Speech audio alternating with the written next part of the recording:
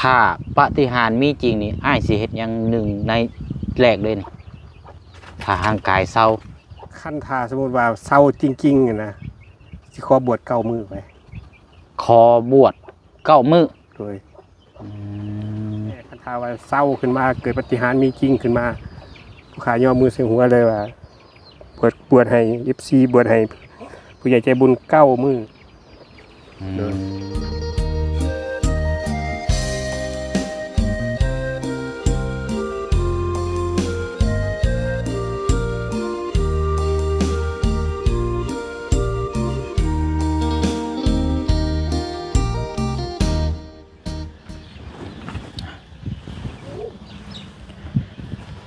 กราบสบายดีและสวัสดีพ่อแม่พี่น้องเบิดสู่ขู่สู่คนเด้อพี่น้องเนาะ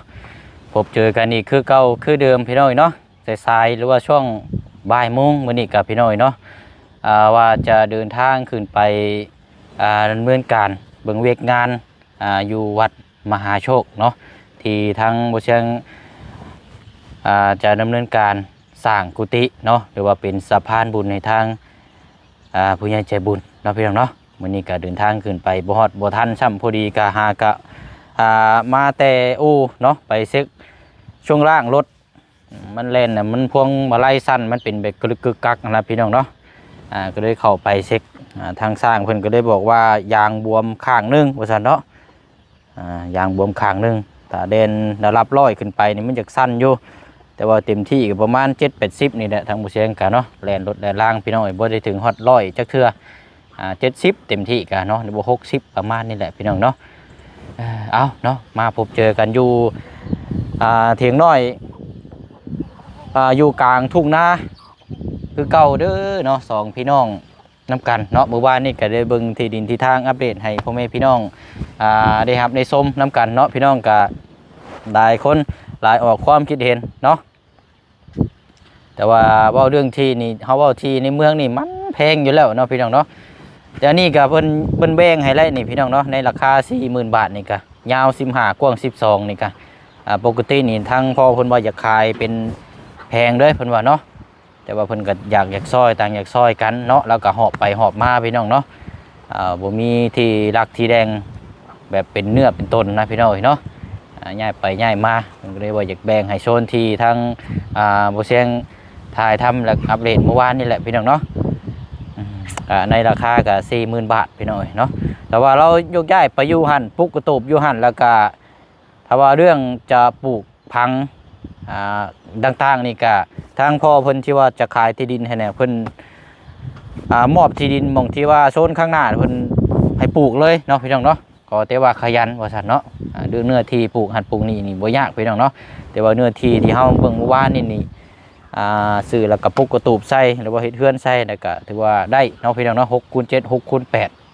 ถือว่าหลังใหญ่อยู่เนาะพี่น้องเนาะเอาเนาะเอายาแก้วัดมาเพิ่มก่อนเนาะยาแก้วัดมาเพิ่มให้เราก่อนปกตินี่ว่ายาแก้วัดแก้ไอเนาะมื้อนี้เอามาเพิ่มมื้อนี้ใกล้สิเช้าแล้วเอาอีกเป็นยังไงเฉยเนาะเพิ่มยาแก้วัดโอ้ยเอาสบายดีไหมเด้อสบายดีมึงเราเว้าก็สิบ่ได้เลยเนาะยังสิล่มเลยพี่น้องยังมาเพิ่มเนาะ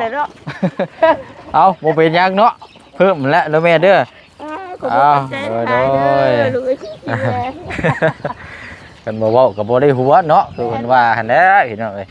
มันจะเพิ่มอยู่ได้แก้วัดตัวนี้เสียงพุ่นแหละเนาะสำคัญรถบ่ได้ของแก้วัดเพิ่มยามาเลยขาดไปนี่เลยแล้วได้เนาะเอาเนาะเป็ดไก่กาครับผู้เนาะแตกสวดอยู่นี่ป้า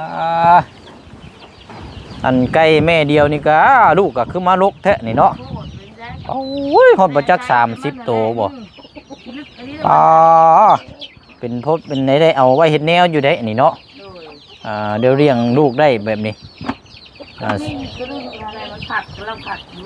แสดงว่าเรานี่ดูแลลูกดีนี่เนาะลูกเรากับขนาดเดียวซ้ำกันหมดเลยพี่น้องลูกลกครับเนาะใช้ทางง่ายด้วยจ้ะอยู่พี่บ่อข้างหลังพี่บ่อโอ้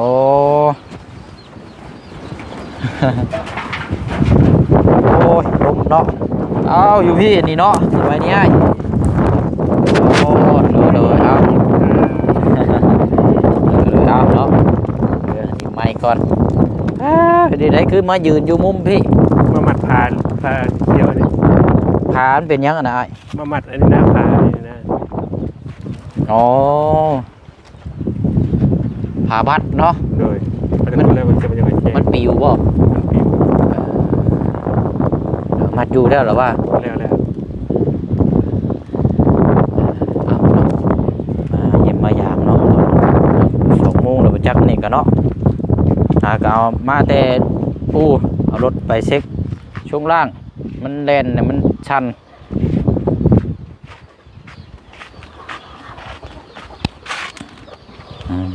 หนาวบ่ไอ้หนาวอยู่บ่ หนาววันใด ฮะ นุ่งแต่เช้าเลย บ่ค่อยหนาวปานใดเนาะ โดย เอานั่งนี่ก่อนก็ได้อันทางบอดี้ออกเมื่อแล้วเนาะ โดยเพิ่นมาแล้วเพิ่นเมื่อแล้ว ว่าอยู่บ้านเสาเตลพุ่นเดี๋ยวนี้อยู่บ้านปลาหมึกยางว่าซั่นมื้ออื่นก็ขึ้นเฮือนทั้งเสาเตล บ่เสียงบ่ได้ไปบ่ มื้ออื่นพุ่นละแต่มื้อนี้เฮายังบ่ได้ไปหรอกมันค่ำเลยค่ำมืดเลย บ่เสียงกินข้าวเที่ยงมาย่าง ยังอยู่ได้พอสิกินเด้อคือเขามาหาทั้งอ้ายเพิ่นก่อนมันออกไปเวลาจังสิเอาไปกินว่ะไปกินเฟอกินหยังนั่นแหละน้ำร้านค้าห้านขายน้ำข้างทางนั่นแหละ โดย กินแล้วบ่ซุมเจ้า กินแต่ข้าวเช้าข้าวเที่ยงก็บ่ได้กินอีกแล้ว คือกันเนาะซะเนาะ โดย เป็นนี่ให้อันทั้งกินยาได้ซะคือว่าได้ยามา ก็ กิน ยังปกติอยู่บ่เสียงหาก็กินประมาณ2 เม็ด ก็กินได้2 เม็ด โดยเพราะว่ายามาเมื่อวานนี่ อ๋อ เอวาน มีจักแพงไง มันเป็นขวด เป็นแคปซูลบ่ บ่เป็นเม็ด อ๋อเป็นเม็ด เป็นเม็ดหนึ่งหาร4เม็ดหนึ่งแบ่ง4กิน4เทื่อเม็ดหนึ่ง โอ้คันเชื่อว่าก็มิดหนึ่งอาหาร4 โดย มิดหนึ่งอาหาร4หาก็กินไป2 มิดแล้วเนาะ โดย บ่ได้ยังร่างกายยังบ่ได้รู้สึกแบบหยังเลยบ่ ยัง หรือว่ามันยังบ่ทันได้ทั่วถึงบ่เนาะ ชักจังว่าแต่บ่เสียงเบิ่งว่าอาการสั่นน้อยลงบ่ โอ้ว่าซ้ำเก่าอยู่เด้แต่ว่าเจ้านั่งอยู่สิแต่เก่าเจ้าก็สั่นอยู่บ่ต้องลองกินเบิดตัวที่เพิ่นให้มาเบิ่งก่อนเนาะ โดย ถ้าว่ามันดีก็จะว่ากัน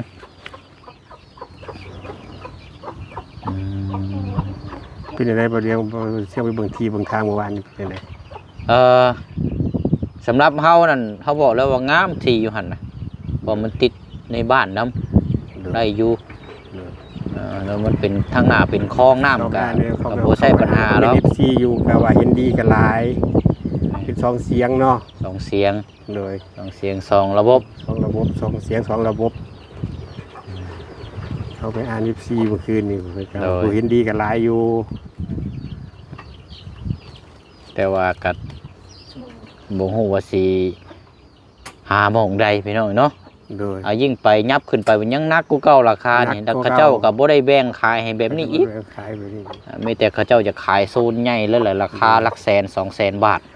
ขายเพิ่นก็จะขายยกโลด จะขายยุกนะ บ่ เพ แบ่ง ราะว่าเอาง่ายๆซะ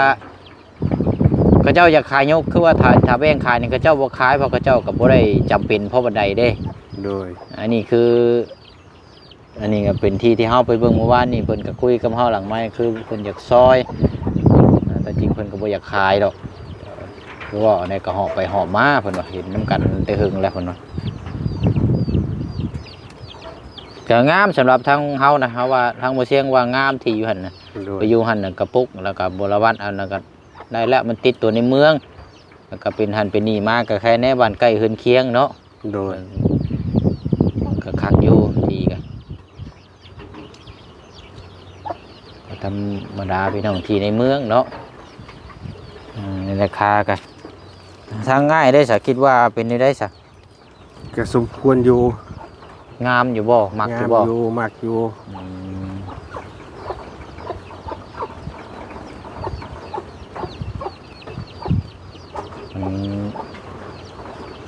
ว่ากันอะไรถ้าไปเบิ่งหมองอื่นมันก็ช่งสิบ่มีแล้วล่ะพี่น้อยเนาะ แต่ว่างบนี่ก็คือว่าเอาแล้วเนาะยังมีอยู่35,000คือเก่าพี่น้อยยังบ่ทันได้มีเพิ่มเติมมาแล้วทางบ่เตียงลงมาก่อนเนาะพูดคุยกับโตเตียงอีกเพราะว่างบสมทบซอยกันพี่น้อยเนาะทางบ่เตียงเดินทางมามื้อนี้เดี๋ยวตอนแรงๆก็สิเจอกันพุ่นละพี่น้อง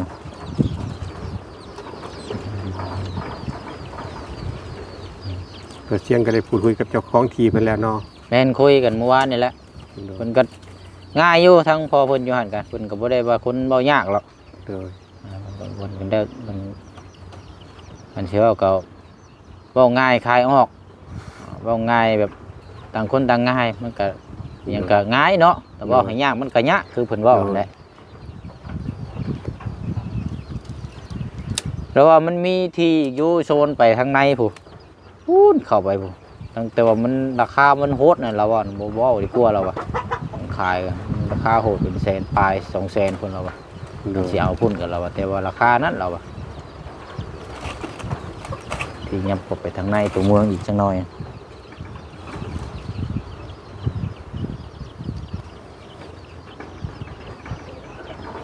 เป็นยังสั่นอยู่เนาะ ยังสั่น มื้อนี้กินแล้วบ่มื้อนี้ยาเจ้า กินแล้ว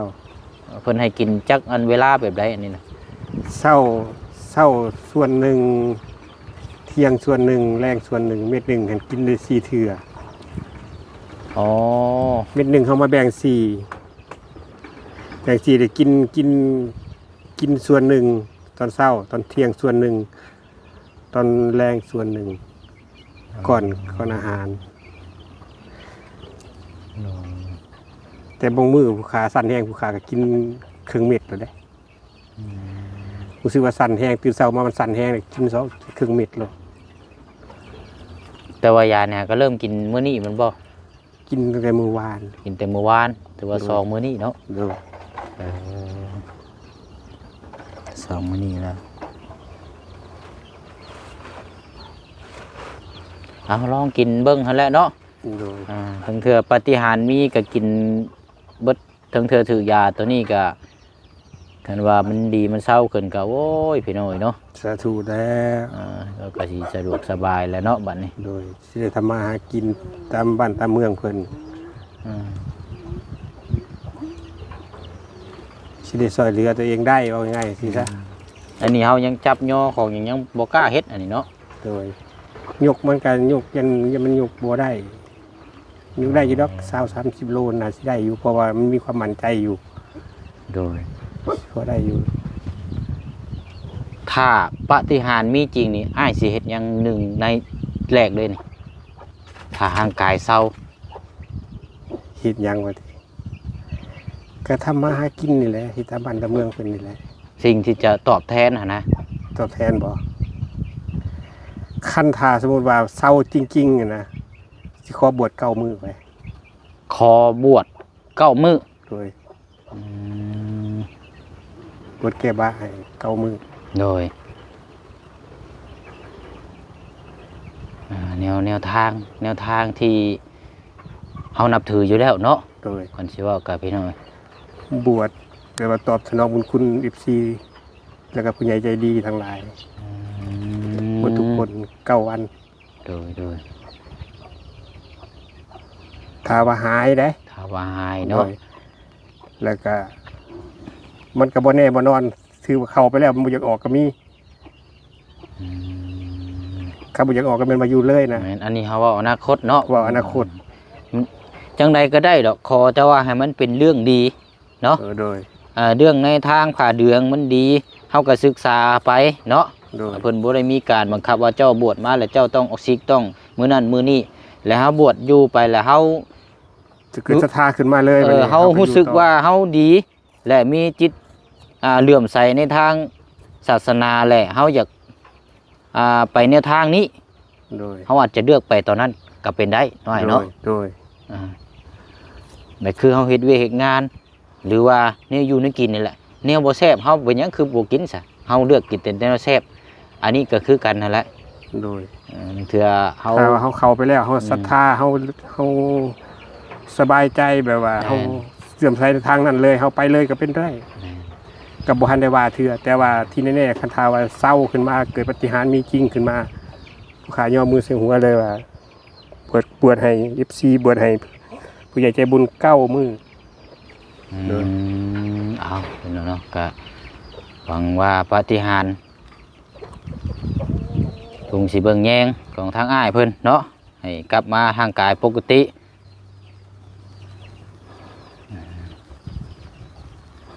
นี่แหละพี่น้องเอ้ย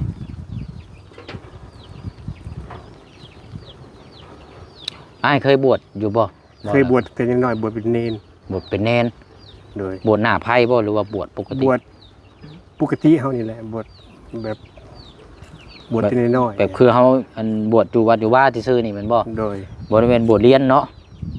ก็เรียนอยู่เรียนจบป บวชเรียนใส่ผ้าเดืองนี่บ่ .5 โดย อ๋อ บวชเรียนอยู่ไสนะ เรียนอยู่แก่งกอก เก่งกอกเมืองจำพรบ่ โดยเพราะว่าบวชอยู่บ้านพ่อเดี๋ยวบ้านดอนแดง อ๋อบ้านดอนแดงหั่น โดย อ๋อบวชเป็นจัวเนาะแต่อายุจักปีน่ะจำได้บ่ ประมาณ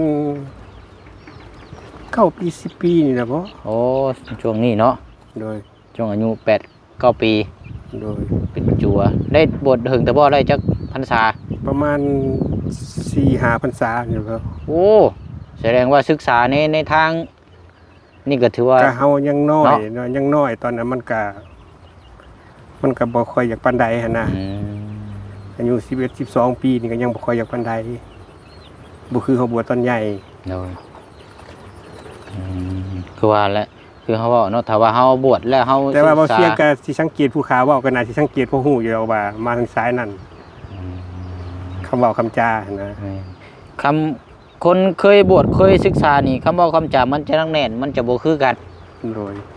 มันจะ ลงวันลงตอนมันก็บ่ เดี๋ยวโน้ม คือกัน ไปแบบผิดปกติแล้วล่ะบ่คือกัน โดย เคยบวชอยู่เนาะเคยบวช โดย บวชเฮียนเนาะป บวชเฮี .5 ยน บ่จะว่านะ เรียนตั้งแต่ป ป .4 ถึงป .4 อืม .5 แล้วก็ซิกแล้วก็บ่ได้เรียนต่อเลย อืมแต่ก็บ่ได้บวชเทื่อเดียวหั่นบ่ เทื่อเดียวนั่นแหละ อ๋ออันบวชหน้าไผน่ะหยังก็บ่ได้เคยบวชจักเทื่อเนาะ บ่ได้เคยบวชจักเทื่อ ดูก็ถือว่ายังเคยศึกษาในทางเรื่องที่ผ่านมาเลยเนาะ โดย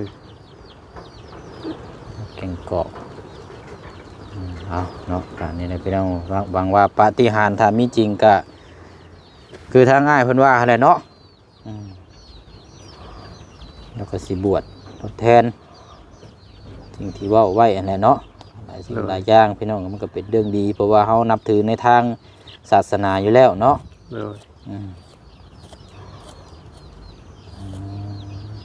แล้วก็เคยบวชนั่นแหละได้บวชเฮียนแต่ว่าบริเฮียนอยู่บ้านนะเราเฮียนอยู่ไทยอยู่สารคามได้บวชเฮียนจบเทนนักธรรมตรีจบนักธรรมตรีแล้วก็ซิกออกมาแล้วก็มาบ้านเลยเฮียนอยู่บวชได้3 ปีกับ3 เดือนบวชแต่อายุ12 ปีแต่อายุ12 ปี12ประมาณ12 3 4 15 16 17 ปี โดย 17 ปีก็สิกออกมาแล้ว โดย เปิด19 20ก็เอาเมียแหละ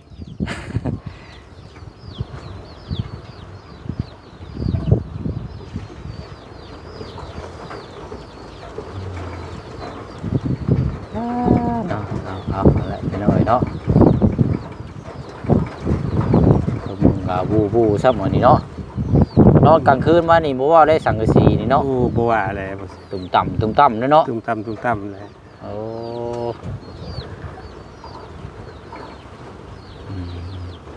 ยาเพิ่นเอามาให้หลายเติบอยู่บ่ไอ้ 2 กล่อง 2 กล่อง 2 กล่อง บ่ได้มีการแพ้กันหยังบ่ บ่มีเลยว่าสิเลย ปกติเนาะ โดย เนาะกินเบิ่งซั่นกันเนาะ โดยสาธุทอนขอให้ปาฏิหาริย์มีจริง ลองกินยาที่เพิ่นให้มาแล้วเปิดชุดนี่แหละคันว่าร่างกายโอเคเนี่ยก็กินต่อไปเนาะต้องใช้เวลาอย่างว่าแหละพอเป็นมานี่ก็หลายปีแล้วเนาะ ตั้งแต่อายุเริ่มเป็นตั้งแต่อายุ46ก็ย่างเข้า4 ปีปีนี้50 4-5 ปีเนาะ เลยก็คือเราไปแหละเริ่มเป็นตั้งแต่ปลายนิ้วมือขึ้นมาจนมาสั่นแห้งเป็นคือวัดนี่ เกิดจากนิ้วมือเนาะเด็กแรก เกิดจากนิ้วมือนิ้ว แล้วก็ไตขึ้นมาเลย นิ้วซี่นิ้วเดียวนี่นิ้วซี่ข้างขวานิ้วเดียวนี่มันเป็นแบบนี้มันเริ่มเป็นแบบนี้ เออ แล้วก็แห้งขึ้นมาจนมาเป็นถึงทุกวัน เดี๋ยวก็หายเดี๋ยวก็ดีก็เศร้าหรอกเนาะ ถูกขอให้สมพรปากเด้อบ่เสียงเด้อ โอ้ยเอาไปหน่อยเนาะเพราะว่าห่างกายนี่ก็สมบูรณ์หมดทุกอย่างแต่ว่าก็มาเสียตัวนี้เนาะ โดย แล้วก็ขอให้หายไวๆเนาะ โดยสา ผ่า ธุ นพ้นไปเนาะทั้งอ้ายเคยไปวะไปหยังอยู่บ่ ไปบ้าบ่ แล้ว ไปบ้าไปบนหั่นบ่ แม่น บ่ บ่เคยจักเทื่อบ่ บ่ เออยังว่ามีจังซี่ก็ไปแก้เพิ่นได้เนาะก็บ่แน่เด้ เคย เตือมันหายมันดีมันเศร้านะ บ่เคย บ่เคยมีเนาะ บ่เคยมี อันนี้มันเกิดจากที่แรกๆก็เป็นนิ้วเนาะมันไตขึ้นมา เป็น เด้อ นิ้วมือนิ้วซี่นิ้วซี่ข้างขวานิ้วเดียวนี่มันกระดิกแบบนี้กระดิกแบบนี้ โดย แล้วก็มาเริ่มมือเป็นทั้งนิ้วเป็นทั้งมือเลยแบบนี้แล้วก็เริ่มลามขึ้นมาทั้งแขน อันเจ้าย่างนี่ก็ยังคัดคือเก่าอยู่บ่ยังคัดแขนแบบก้มซี่คือเก่าอยู่บ่ คัด ถ้าบ่คัดนี่ล่มเลยเนาะ ถ้าบ่คัดมันอยากเอาหัวส่วนไปก่อน